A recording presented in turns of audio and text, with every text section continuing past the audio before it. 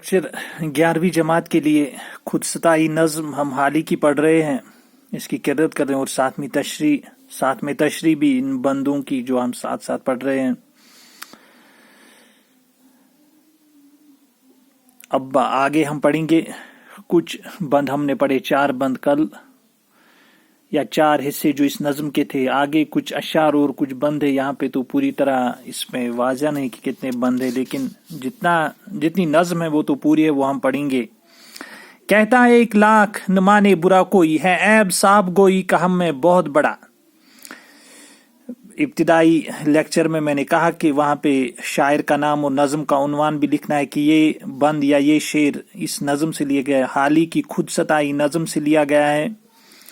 इसमें शायर फरमाते हैं, कोई कहता है कि मेरी बातों का बुरा न मानो, मुझ में साब गोई का ऐब है। बज़ाहिर तो वो अपने अंदर एक ऐब होने का इकरार कर रहा है, लेकिन इससे उसका मकसद अपनी तारीफ करना होता है। कोई कहता है कि मेरी बातों का बुरा न मानो, तो ऐसे भी लोग हैं इतिच लूख कि तुम वनान मैंने कत मानियो तुम, मतलब तुम नियो दिलस पे ये गलत म करियो तुम माने, मगर त्यों आसान बज़ाहिर तो वो अपने अंदर एक ऐब होने का इकरार कर रहा है। ये दरअसल एक ऐब भी है। बहरहाल अपनी तारीफें गिनवाना या अपनी तारीफें खुद करना, किसी के सामने अपनी खूबियां गिनवाना वहां पे, लेकिन इससे इसका मकसद अपनी तारीफ करना होता है, लेकिन इससे उसका मकसद, उस आदमी का मकसद अपनी तारीफ करना होता है। कहता है घर है खुशामद का और ही पर चाहते आदमी को है कह के हम बड़ा। तशरी, कोई कहता है कि ये तो खुशामद का एक नया तरीका है कि हम किसी आदमी को बड़ा कह के उसको मशहूर कर देते हैं। धोखा हुनर का दे के छुपाता है ऐब को, और मुंह से दर्द कह के दिखाता है वो सफा। तशरी, कोई अपने ऐब को हुनर के तौर पर पेश करता है और जबान से दर्दमंदी की बातें कहकर वो अपना खुलूस जाहिर करता है। चुपचाप सुन रहा है कोई अपनी खूबियां, यानी कि ये बातें हैं सब राज तोड़ बजा। तशरी, कोई अपना खुद सताई इस तरह करता है कि जब उसके सामने उसकी खूबियां बयान की जाती हैं वो चुपचाप सुनता रहता है, गोय उस बात का इशारा दे रहा है कि ये सब कुछ सही है, यानी मुझ में ये सभी खूबियां पाई जाती हैं। तो दिल ही दिल में खुश होता है जब दूसरे उसकी तारीफ करते हैं, और दिल में सोचता है कि और ज्यादा तारीफ करें, जहन में उसके ख्याल आता है और चुप रहता है। और अगर कोई गलत भी कहे या किसी में कोई मतलब कंट्रोवर्सी, तो उसको भी नहीं रोकता और मजा आता है वो तारीफें सुनने में उसको।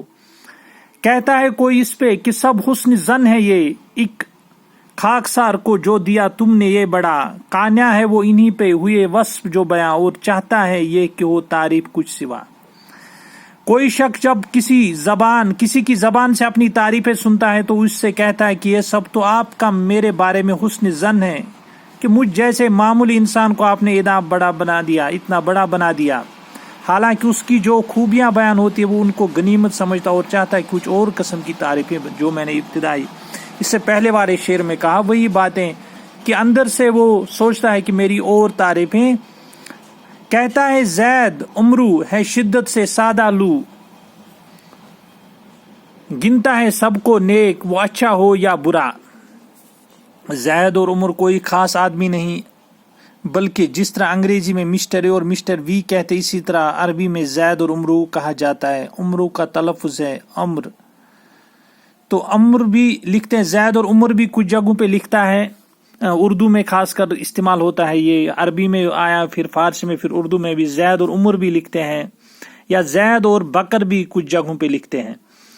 तशरी, जैद कहता है कि उमरू बड़ा सादालू आदमी है, कोई अच्छा हो या बुरा हो वो सबको नेक ही तस्वुर कर लेता है। यहाँ जैद बज़ाहिर उमरू की खूबियां बयान करता है कि वो सबको नेक समझता है, लेकिन दरअसल उसके कहने का मकसद ये होता है कि उम्र उसकी नजरों में बेवकूफ और नादा है कि ऐसी गलती कर रहा है।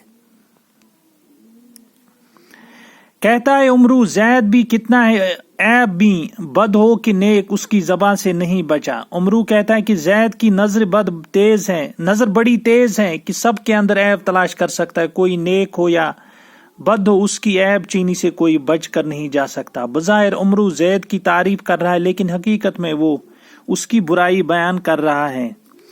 یہ اس کا اور وہ اس کا بیان کر کے کوئی عیب، ہر ایک ہے اپنی اپنی بڑائی نکالتا. اس طرح سے وہ دونوں ایک دوسرے کے عیب بیان کرتے ہیں اور ایک دوسرے پر اپنی بڑائی ظاہر کرتے ہیں.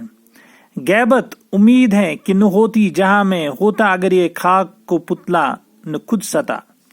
دنیا میں غیبت کا نام و نشان ہی نہ ہوتا اگر انسان خود ستا نہ ہوتا. انسان کی خود ستائی کا جذبہ ہی اس کو دوسرے کے عیب بیان کر کے اس کو اپنے سے کمتر اور خود کو اس سے برتر اور بہتر ثابت کرنے پر ابھارتا ہے. اور خود ستائی کا جو نشہ ہوتا ہے اسی میں وہ دوسرے کو نیچا دکھانے کی کوشش کرتا ہے اور اپنے کو بڑا بنانے کی جو بیجا کوششیں کرتا ہے یا غیر ضروری، تو یہ اسی کا نشہ ہوتا ہے. خود ستائی جو ایڈکشن ہوتی ہے اس کو ایک نشہ ہوتا ہے یا ایک بیماری ایک طرح سے ہوتی ہے.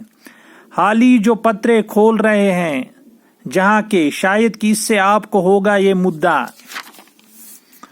شاعر اپنے بارے میں کہتے ہیں، مولانا حالی جو الطاف حسین حالی کہتے ہیں کہ میں لوگوں کے دلوں کے اندرونی، لوگوں کے دلوں کی کہ یہاں پہ نہیں ہونا چاہیے، کی اندرونی باتیں جو ظاہر کرتا ہوں، شاید اس سے میری بھی مراد یہی ہوگی کہ لوگ کہیں کہ کتنا باریک بین ہے، لوگوں کے دلوں کا حال جانتا ہے اور ان میں خود ستائی کے محرکات بانپ لیتا ہے. یعنی کہ لاکھ پردوں میں کوئی چھپائے عیب اپنی نظر سے رہ نہیں سکتا کوئی چھپا. تشریح: آدمی اپنا عیب دوسروں کی نظروں سے کتنا ہی کیوں نہ چھپائے لیکن اس کی اپنی نظروں میں اس کا کوئی عیب چھپ نہیں سکتا. تو آدمی جو بھی عیب چھپانا، آدمی تعریف جو مشہور ہوتا ہے پھر وہ آدمی کی یہ خود ہی تعریف کرتا ہے اور وہ عیب بن جاتا ہے اس کے ساتھ، اس کو پتہ بھی نہیں چلتا اور لوگوں کو خوب پتہ ہوتا ہے کہ یہ آدمی کیسا ہے، چرب زبان ہے یا خود ستا ہے. القصہ جس کو دیکھیے جاہل ہو یا حکیم، آزار میں خودی کے بیچارہ مبتلا. المختصر، یہ بات مختصر بات یہ ہے کہ کوئی بھی شخص چاہے وہ جاہل ہو یا کوئی دانا اور حکیم شخصیت، ہر ایک اپنی خود ستائی میں مبتلا ہے، ہر ایک اپنی خود ستائی میں مبتلا ہے، اپنی تعریفیں سننا چاہتا ہے. لفظ کچھ ہے یہاں پہ، ان کے معنی بھی ساتھ میں پڑھیں گے. لفظ معنی خرد عقل، مورا خالی، سائل بیکاری، منفعل شرمندہ، جذباتی، بخل کنجوسی، تنکیس کسی کا نقص یا خامی بیان کرنا، راست سیدھا سچا، کہانیاں قناعت کرنے والا.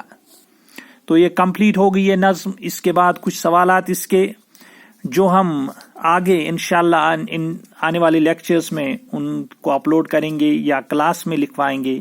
شکریہ.